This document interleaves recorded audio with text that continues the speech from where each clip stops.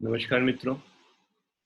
पिछले कुछ केसेस में हम लोगों ने यह समझा कि यदि कोई टाइप 2 डायबिटीज का न्यूली डिटेक्टेड केस हो और वो हमारे पास दिखाने आए, तो हम उसके लिए दवाओं का चयन किस प्रकार से करते हैं। इसी क्रम में आइए हम लोग एक अन्य केस के विषय में चर्चा करते हैं, जिसमें इस न्यूली डिटेक्टेड केस की प्लाज्मा ग्लूकोज लेवल अत्यधिक बढ़ी हुई है, सीवियर हाइपरग्लाइसीमिया। तो माइल्ड हाइपरग्लाइसीमिया के साथ हम लोगों ने यह समझा कि मेटफॉर्मिन मोनोथेरेपी आदर्श है यदि पेशेंट उसे टॉलरेट कर पाए। मॉडरेट हाइपरग्लाइसीमिया के साथ यह समझा कि मेटफॉर्मिन के साथ साथ DPP-4 इनहिबिटर्स, SGLT2 इनहिबिटर्स या यूरियाज, इनको हम कंबाइन करके दे सकते हैं। और यदि सीवियर हाइपरग्लाइसीमिया हो तो हमें क्या करना है, यह हम लोग इस प्रेजेंट केस के द्वारा समझने का प्रयास करेंगे। तो मित्रों, यह एक यंग केस है, 34 ईयर ओल्ड मेल, जो कि सेंट्रल ओबेसिटी है, जिसको अर्थात पूरा शरीर देखने में ठीक लगता है परंतु एब्डोमिनल फैट ज्यादा है, जो कि इंसुलिन रेजिस्टेंस का एक कारण होता है। रिसेंटली डिटेक्टेड डायबिटीज है और कैसे मालूम पड़ी? 327 फास्टिंग, 462 आफ्टर मील्स और HbA1c 12.7, सीवियर हाइपरग्लाइसीमिया। और इसके कारण से ही पिछले 2 महीनों में उनका वजन 8 किलो तक घट चुका है।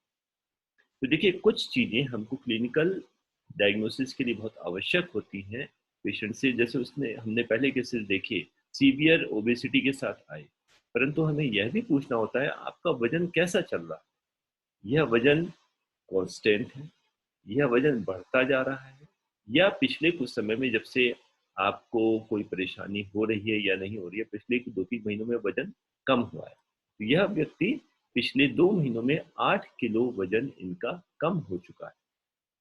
काफी जनरलाइज वीकनेस है, लेथार्जी है, काम करने में मन नहीं लगता, थकान, आलस, सुस्ती, बेचैनी। और जब इनके यूरिन कीटोन्स टेस्ट किए गए तो वह देखे गए कि यूरिन कीटोन्स भी पॉजिटिव है। यूरिन में 20 to 25 पस सेल्स अर्थात UTI, यूरिनरी ट्रैक्ट इन्फेक्शन भी इनमें मिला। तो यह middle age patient central obesity के साथ recently detected diabetes, severe hyperglycaemia, जिसका वेट लॉस, जनरलाइज्ड सिम्टम्स और urinary ketones with urinary infection, इनके साथ दिखाने आया। तो यहाँ पे अब प्रश्न ये उठता है कि हमने एक नया क्लू देखा, इस पेशेंट के यूरिनरी कीटोन्स पॉजिटिव हैं। अब प्रश्न ये होता है कि यूरिनरी कीटोन कराए क्यों गए भाई? कीटोन्स कराए जाते हैं अधिकांशतया टाइप 1 डायबिटीज को रूल आउट करने के लिए। 34 ईयर का मेल है, इसमें कीटोन्स क्यों कराए? तो यह प्रश्न मैं आपसे यदि पूछूं तो आप इसका उत्तर क्या देंगे? टाइप 1 डायबिटीज के लिए जो हम लोग कराते हैं उसी को रूल आउट करने की कराया। टाइप 1 डायबिटीज के पेशेंट्स डायबिटिक कीटोसिडोसिस में चले जाते हैं, तो उसमें कीटोसिस तो नहीं है वो देखने के लिए कराया। या कीटोन्स आना एक या इस बात का परिचायक है कि जो डायबिटीज है बहुत सीरियस स्थिति में है, इस वक्त सीरियसनेस के कारण से कराया। या कीटोन्स हमको कुछ और जानकारी देते हैं, जैसे इंसुलिन बहुत कम काम कर रही है या बहुत कम बन रही है या बहुत कम निकल रही है, इनके विषय में कराया। तो क्या आप बता सकते हैं कि कीटोन्स कराने का इस केस में औचित्य क्या था? तो मित्रों, वास्तव में पहले हम ये समझते हैं कीटोन्स बनते किस प्रकार से हैं। कीटोन्स क्या है? हमारे फैटी एसिड मेटाबॉलिज्म का बाई प्रोडक्ट है। जब फैटी एसिड मेटाबोलाइज होते हैं, या तो फैटी एसिड्स जो है बीटा ऑक्सीडेशन से कंप्लीटली ऑक्सीडेटिव मेटाबॉलिज्म से पूरे एनर्जी यूटिलाइजेशन के लिए, एनर्जी प्रोडक्शन के लिए यूटिलाइज हो जाए, या वह कीटोन बॉडीज बना देते हैं पार्शियल ऑक्सीडेशन के द्वारा, पार्शियल मेटाबॉलिज्म के कारण। तो जो कीटोन बॉडीज बनते हैं ये फैटी एसिड से बनते हैं। फैटी एसिड कहाँ से बनते हैं? फैट, ट्राइग्लिसराइड, ट्राइग्लिसराइड की लाइपोलिसिस से, ट्राइग्लिसराइड की लिसिस से। जो एडिपोज टिश्यूज में ट्राइग्लिसराइड के रूप में फैट एकत्रित है, वह टूट के फैटी एसिड और ग्लिसरॉल बनाता है। अब ये लाइपोलिसिस कब होती है एडिपोज टिश्यूज में? ध्यान रहे, लाइपोलिसिस कराने वाले एजेंट तो हैं जैसे कैटेकोलामीन्स, जैसे ग्लूकोकॉर्टिकॉइड्स, ये लाइपोलिसिस को बढ़ाते हैं। लेकिन इंसुलिन इस लाइपोलिसिस के प्रोसेस पे चेक रखता है। इंसुलिन एनाबॉलिक हार्मोन है, बाकी सारे हार्मोन्स कैटाबॉलिक हैं नेचर में। तो मेनली कैटेकोलामीन्स और ग्लूकोकॉर्टिकॉइड्स ये लाइपोलिसिस कराते हैं और इस लाइपोलिसिस के प्रोसेस पे चेक रखता है इंसुलिन, और इसके लिए इंसुलिन की बहुत कम मात्रा की जरूरत होती है। हम जानते हैं इंसुलिन एक एनाबॉलिक हार्मोन है, लेकिन एनाबॉलिक हार्मोन उसका काफी हाई डोजेस में होता है। वो एंटी कैटाबॉलिक हार्मोन, कैटाबॉलिज्म को रोकने वाला हार्मोन बहुत लो डोज में हो जाता है। तो अमूमन 10-20% इंसुलिन काफी है इस कैटेकोलामीन्स या ग्लूकोकॉर्टिकॉइड्स के द्वारा होने वाली लाइपोलिसिस को रोकने के लिए, कैटाबॉलिज्म को रोकने के लिए।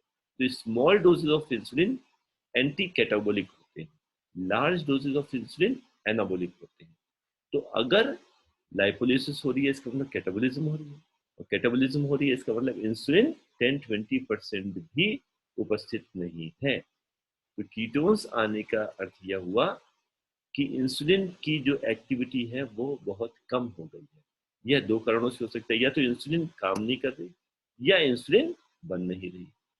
तो इसीलिए टाइप 1 डायबिटीज में इंसुलिन बनती नहीं, टाइप 2 डायबिटीज में इंसुलिन काम नहीं करती। तो कुछ विशेष परिस्थितियों में टाइप 2 डायबिटीज में भी इंसुलिन निकलनी भी कम हो जाती है और काम करना भी, उनका एक्शन भी कम हो जाता है।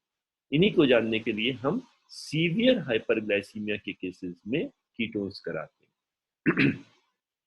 टाइप 1 डायबिटीज का पेशेंट तो डायबिटिक कीटोसिडोसिस में जाता ही जाता है, परंतु किसी स्ट्रेस के समय में टाइप 2 डायबिटीज का व्यक्ति भी कीटोसिस में जा सकता है, कीटोन प्रोड्यूस करने लग सकता है। क्यों? क्योंकि स्ट्रेस है, जैसे कोई इन्फेक्शन हो, एमआई हो, सेरेब्रोवास्कुलर एक्सीडेंट हो कोई, तो इस प्रकार के, या फिजिकल मेंटल स्ट्रेस हो, है इन्फेक्शन, सेप्टिसीमिया, इन सब में कैटेकोलामीन्स निकलेंगे। कैटेकोलामीन्स स्ट्रेस में जब बनेंगे वो लाइपोलिसिस कराएंगे, वो स्ट्रेस के कारण से हाइपरग्लाइसीमिया होगा और वह कीटोसिस का एक कारण हो जाता है। तो यदि यह व्यक्ति कीटोसिस के साथ और सीवियर हाइपरग्लाइसीमिया के साथ आपको दिखाने आए तो आपका चयन क्या होगा? डेफिनेटली ग्लूकोज लेवल बहुत ज्यादा है, तो आप मोनोथेरेपी तो नहीं सोचेंगे, आप या डुअल थेरेपी सोचेंगे, हो सकता है आप ट्रिपल ड्रग थेरेपी भी सोच रहे हो। तो लिमिपराइड, DPP4 इनहिबिटर, SGLT2 इनहिबिटर, ग्लिटाजोन, ये जोड़ना पसंद करेंगे आप मेटफॉर्मिन के साथ, या इनमें से किसी दो दवाओं का कॉम्बिनेशन मेटफॉर्मिन के साथ, मतलब ट्रिपल ड्रग थेरेपी देंगे, या आप स्ट्रेट वे मेटफॉर्मिन के साथ इंसुलिन ऐड करना चाहेंगे? आप अपने मन में अपना रिस्पॉन्स सोचिए, हम लोग इसको डिस्कशन को आगे बढ़ाते हैं। फिर चलते हैं हम लोग American association of clinical endocrinologist S की रिकमेंडेशंस पे। एस ने अपनी रिकमेंडेशंस में क्या सुझाया कि यदि HbA1c लेवल 7.5 से कम है तो हम मोनोथेरेपी पे ऑप्ट कर सकते हैं। 7.5 से 9% है तो हम डुअल ड्रग थेरेपी, अगर काम ना करे तो ट्रिपल ड्रग थेरेपी पे ऑप्ट कर सकते हैं। और अगर HbA1c काफी बढ़ा हुआ हो, सीवियर हाइपरग्लाइसीमिया मोर देन 9% हो, तो हम स्ट्रेट वे डुअल या ट्रिपल ड्रग थेरेपी दे, अगर कोई सिम्टम नहीं है। और यदि पेशेंट सिम्टोमेटिक है, कई बार क्या होता है कि हम जब ग्लूकोज टेस्टिंग कराते हैं, एक रूटीन स्क्रीनिंग में भी 300-400-500 शुगर निकल आती है, पेशेंट मानने को तैयार नहीं होता। हमें भी आश्चर्य होता है कि कैसे इतनी हाई लेवल ऑफ ग्लूकोज निकला, लेकिन हाई सीवियर हाइपरग्लाइसीमिया एसिम्टोमेटिक भी हो सकता है। तो यदि पेशेंट सिम्टोमेटिक है तो एस की रिकमेंडेशन है कि स्ट्रेट वे हम इंसुलिन आरंभ करें। आखिर ऐसा क्यों? अगर सिम्टम्स नहीं है तो हम डुअल या ट्रिपल ड्रग थेरेपी, सिम्टम्स हैं तो बिना वेट किए इंसुलिन आरंभ करें। इससे हमें क्या लाभ होते हैं? मेटफॉर्मिन तो हम हमेशा की तरह स्लोली इंक्रीजिंग डोज में सस्टेन रिलीज फॉर्मुलेशन 500 OD या 500 BD से, फिर 1500, फिर 2000 ऐसे जाएंगे। DPP4 इनहिबिटर हमने साथ में ले लिया क्योंकि बहुत ही सेफ, वेल टॉलरेटेड ड्रग है जो वेट न्यूट्रल है, हाइपो नहीं करती। इंसुलिन के क्या एडवांटेजेस हैं? Insulin is the most potent agent for controlling diabetes, most potent agent. हम लोगों ने पहले भी डिस्कस किया था कि HbA1c लोडिंग कैपेसिटी इसकी अनलिमिटेड है, किसी भी तरह के केस को इंसुलिन के द्वारा नॉर्मल HbA1c, टारगेट HbA1c पे लाया जा सकता है। तो एक तो ये पोटेंट सबसे ज्यादा है, दूसरा ये रैपिडली एक्टिंग है। मेटफॉर्मिन इतना तेजी से काम नहीं करता, सल्फोनिलूरियाज कंपेटिवली काफी जल्दी काम करते हैं, DPP4 इनहिबिटर समय लगाते हैं, SGLT2 इनहिबिटर्स भी रीजनेबल तेजी से काम कर लेते हैं, ग्लूटाजोन्स बहुत समय लगाते हैं। इंसुलिन देते ही इफेक्ट आरंभ करता है। रैपिड नॉर्मलाइजेशन ऑफ हाइपरग्लाइसीमिया, तो जो सिम्टोमेटिक पेशेंट है तो सिम्टम्स में रिलीफ बहुत जल्दी मिलता है। इन्फेक्शन है पेशेंट को, यूटीआई, अब ऐसे में अगर हम समय ज्यादा लेंगे, सपोज हमने SGLT2 इनहिबिटर्स दे दिया होता है इनको, SGLT2 इनहिबिटर क्या करते, ग्लाइकोस्यूरिया कराते, ग्लूकोज यूरिन में आती है और यूरिन में इन्फेक्शन है। तो ये तो मजा आ गया है बैक्टीरियाज का, बैक्टीरियाज को तो हर बार दावत हो जाती है जब भी यूरिनेशन होता है। तो अब ऐसे में जब यूटीआई है तो SGLT2 इनहिबिटर्स कंट्रा इंडिकेटेड होते हैं, क्योंकि वो इन्फेक्शन को फ्लेयर अप करा सकते हैं, तो वो हमें नहीं लेना। DPP-4 इनहिबिटर्स ले लिया, ग्लूटाथियोन स्लोली एक्टिंग है हटा दिया, सल्फोनिलूरियाज के बजाय हमने इंसुलिन पे ऑप्ट किया, जिससे कि फटाफट ग्लूकोज लेवल कम हो और सिम्टम्स और इन्फेक्शन में हमें लाभ मिले।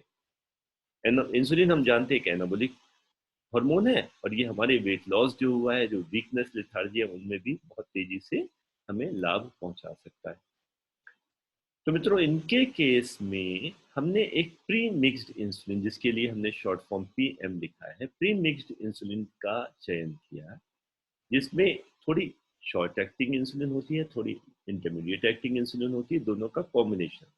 यह कॉम्बिनेशन जो फिक्स डोज कॉम्बिनेशन है, usually 30% short acting, 70% intermediate acting, इसको हम ट्वाइस अ डे देते हैं, जिससे 24 आवर कवरेज मिल जाए। यह एक प्रैक्टिकल कॉम्प्रोमाइज है। इसमें हमने फिक्स डोज में 30% शॉर्ट एक्टिंग, 70% इंटरमीडिएट एक्टिंग को मिला के बना दिया। फ्लेक्सिबिलिटी नहीं है, लेकिन ये कन्वीनियंस के लिए हम प्री मिक्स्ड इंसुलिन को काफी इस्तेमाल करते हैं। तो सबसे पहले हमने metformin 500 milligram sustain release formulation twice a day, साथ में एक DPP-4 इनहिबिटर जो कि बहुत ही सेफ एजेंट है, टेनलिग्लिप्टिन 20 मिलीग्राम, और प्री मिक्स्ड इंसुलिन 30-70 में, मॉर्निंग में 10 यूनिट्स और इवनिंग में 6 यूनिट्स, यह आरंभ करने का हमने निश्चय किया। प्रेजेंटेशन के टाइम पे 327, 462 इनके ग्लूकोज लेवल थे। जब हमने ये ट्रिपल ड्रग थेरेपी आरंभ की, तो वाह कितना अच्छा रिस्पॉन्स है 3 दिनों के अंदर। देखिए, हमें समय भी यहाँ बचाना था, इंसुलिन आरंभ किया है, इंसुलिन देने वाले व्यक्ति को हम 10 दिनों तक नहीं छोड़ देते। सारे केसेस को हम लोग 10 दिन पे फॉलोअप में बुला रहे थे, क्योंकि ये बहुत जेंटल एजेंट दे रहे थे हमको। हम उनको ऐसे एजेंट्स दे रहे थे जिनसे हाइपोग्लाइसीमिया ना हो। इंसुलिन स्ट्रॉन्ग पोटेंट एजेंट है, हाइपोग्लाइसीमिया, सीवियर हाइपोग्लाइसीमिया करा सकता है। हमें नहीं मालूम इनिशियली पेशेंट कैसे रिस्पॉन्ड करेगा, तो हमने उसको 3 दिन बाद ही कहा, जरा आके बता के जाइए कि ग्लूकोज लेवल कैसा है, क्योंकि हम इनको डोमिसिलियरी बेसिस पे स्टार्ट कर रहे हैं, मतलब घर पे रहते हुए ट्रीटमेंट करना। इंसुलिन को हम डोमिसिलियरी बेसिस पे भी आरंभ कर सकते हैं, हम स्मॉल डोज से आरंभ करें। ग्लूकोमीटर पेशेंट से कहें कि जरूर उसके पास हो, हेल्थ सर्विसेज उसके अप्रोचेबल हो, उसको कोई भी परेशानी होने पे वहां पहुंच सके। और 3 दिन बाद जब उसने ग्लूकोज लेवल देखा तो फास्टिंग करीब करीब 100, PP 160 इतना फॉल किया, बहुत बढ़िया। लेकिन हमारे टारगेट से तो अभी डबल है, अभी बहुत दूर है। हमने मेटफॉर्मिन की डोजेस को एज यूजुअल 500 मिलीग्राम बढ़ाया, टेनेलिग्लिप्टिन फुल डोज में है, और प्रीमिक्स्ड इंसुलिन की डोजेस को भी बढ़ाया। कैसे बढ़ाया? मॉर्निंग में 2 यूनिट और इवनिंग में 2 यूनिट। हम इंसुलिन की डोजेस में खिलवाड़ नहीं करते, हम एकदम से उनको बहुत हाई क्वांटम में नहीं बढ़ाते, ग्लूकोज लेवल जितना भी क्यों ना। हमने मॉर्निंग में जो 2 यूनिट बढ़ाया, इसका औचित्य क्या था?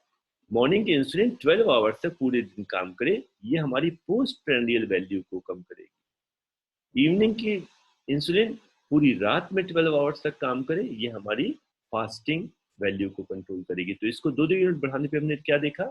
इवनिंग की 2 यूनिट्स बढ़ाने पर फास्टिंग हमारी 30 कम आ गई, मॉर्निंग की 2 यूनिट बढ़ाने पर PP हमारी 60 कम आ गई।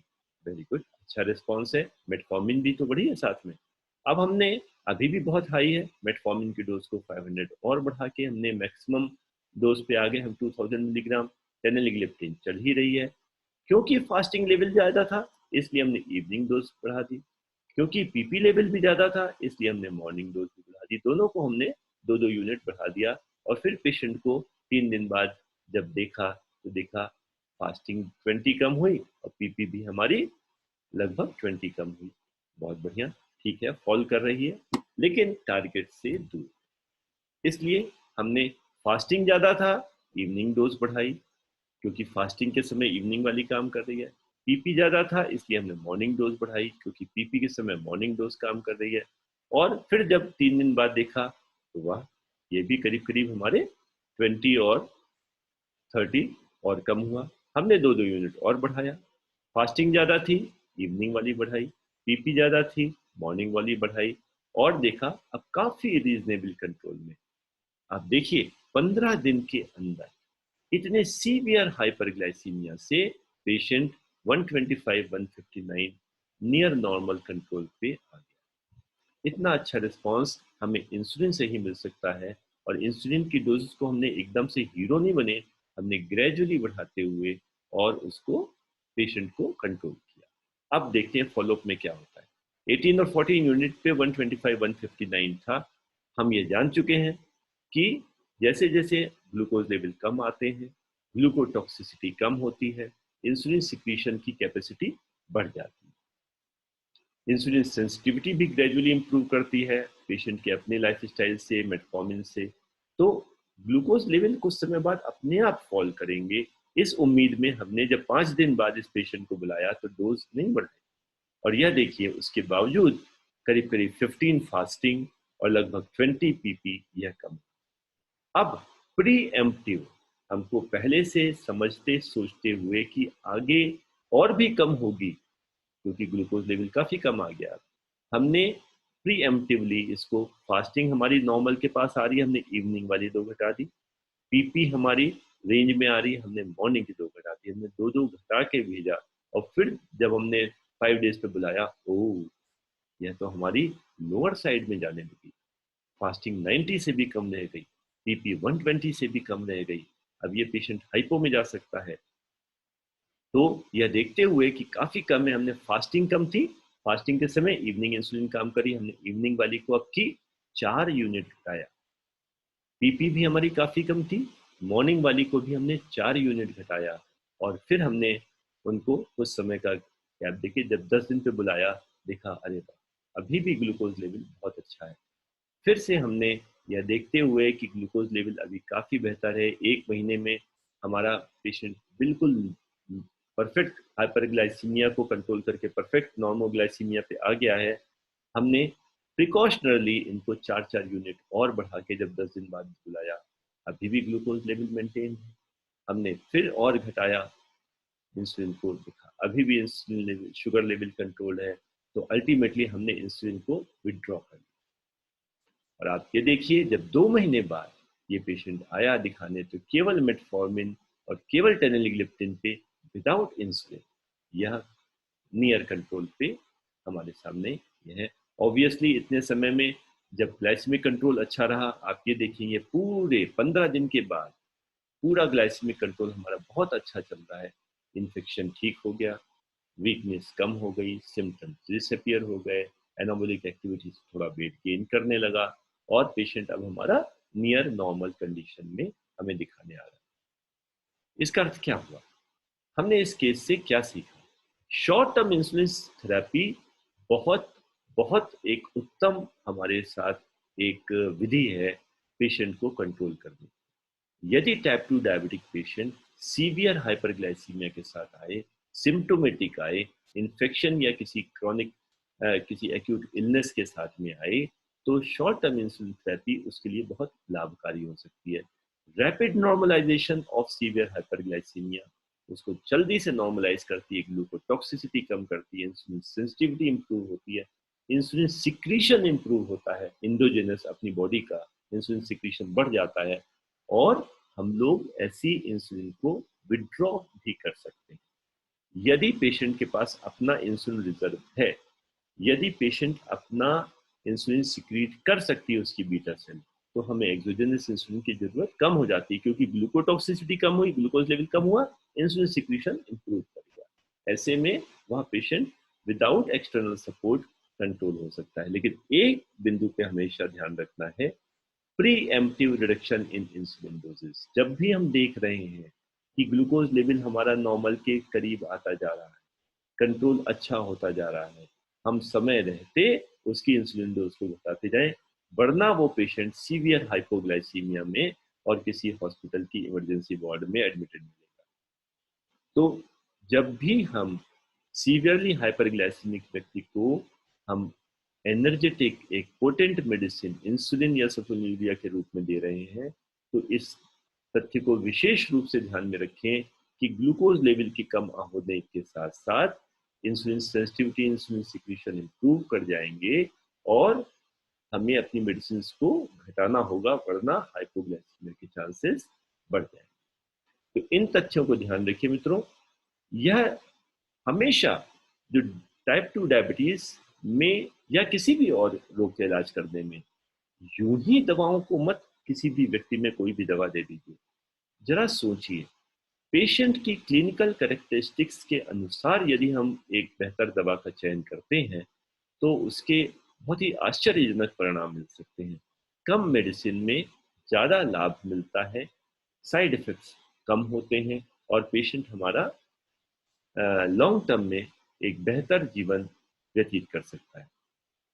तो हम लोगों ने जो फार्माकोथेरेपी एक न्यूली डिटेक्टेड डायबिटिक व्यक्ति के लिए सीखी, आइए उसको एक बार रिवाइज कर लेते हैं। यदि कोई माइल्ड हाइपरग्लाइसीमिया के साथ एक अनुमान, यह कहीं टेक्स्ट बुक रिकमेंडेशन नहीं है कि हम इस वैल्यू को माइल्ड कहेंगे, इसको मॉडरेट कहेंगे। 150 फास्टिंग 200 पीपी से कम हमने माइल्ड अगर हम उसको मानते हैं तो मेटफॉर्मिन सबसे अच्छे एजेंट है, ड्रग ऑफ चॉइस है। क्यों? क्योंकि हाइपोग्लाइसीमिया नहीं होता, बहुत सारे और एडेड एडवांटेजेस हैं इसके। सल्फोनिलुरिया ऐसे केस में अवॉइड करिए, बेहतर रहेगा, क्योंकि माइल्ड हाइपरग्लाइसीमिया है, सल्फोनिलुरिया जिनसे हाइपो के चांसेस बढ़ सकते हैं। यदि मॉडरेट हाइपरग्लाइसीमिया जिसमें फास्टिंग 150 से 200 के बीच में, 200 से 250 के बीच में पोस्ट प्रैंडियल हो, फिर मैं कह रहा हूँ ये कहीं लिखा नहीं है कि इसी को मॉडरेट कहते हैं, ये एक अनुमान से एक ग्रेडेशन किया गया है। इन केसेस में हमें डुअल ड्रग थेरेपी हम दे सकते हैं मेटफॉर्मिन के साथ DPP4 इनहिबिटर्स, जो कि सेफ हैं, इफेक्टिव हैं, कोई साइड इफेक्ट नहीं है, हाइपो नहीं करते, वेट न्यूट्रल है। या SGLT2 इनहिबिटर जिनके साथ बहुत बड़ा लाभ है कि वो वेट लॉस में मदद करते हैं और हाइपो नहीं करते, परंतु जेनेटल यूरिनरी इन्फेक्शन का हमें संभावना को ध्यान में रखना है, पर्सनल हाइजीन मेंटेन करनी है। सल्फोनिलुरियाज जो कि बहुत अच्छे, बहुत पोटेंट ड्रग हैं, इकोनॉमिक ड्रग्स हैं, लेकिन थोड़ा वेट गेन करा सकते हैं और हाइपोग्लाइसीमिया कर सकते हैं। जब कभी भी हम ड्रग्स के द्वारा तेजी से ग्लूकोज लेवल लोअर कर रहे हैं तो हमें ध्यान रखना है कि समय के साथ साथ ग्लूकोज लेवल कम होने पे हमें फार्मास्यूटिकल एजेंट्स को रिड्यूस भी करना है, अपनी थेरेपी का डाउन टाइट्रेशन, उनकी डोजेस को घटाना भी है। सीवियर हाइपरग्लाइसीमिया जो फास्टिंग 250 या पीपी 300 से ऊपर हो, इसमें हम या तो ट्रिपल ड्रग पे भी जा सकते हैं या इंसुलिन अगर पेशेंट सिम्टोमेटिक है, metformin, DPP4 inhibitor, SGLT2 inhibitors में से कोई एक और इंसुलिन थेरेपी के साथ आरंभ कर सकते हैं। और फिर से जैसे जैसे पेशेंट कंट्रोल होता जाए, थेरेपी को डाउन टाइट्रेट करते जाएं, ट्रिपल से डुअल, डुअल से मोनोथेरेपी यदि आ सकें तो उन पर आ जाएं। और यही एक जुडिशियस अप्रोच हम अपने डायबिटिक पेशेंट्स के ट्रीटमेंट में यदि हम उसका अनुपालन करते हैं तो हम अपने पेशेंट को एक बेहतर जीवन दे सकते हैं और उसको कम से कम दवाओं में और कई प्रकार की और आगे परेशानियों से भी बचा सकते हैं। धन्यवाद।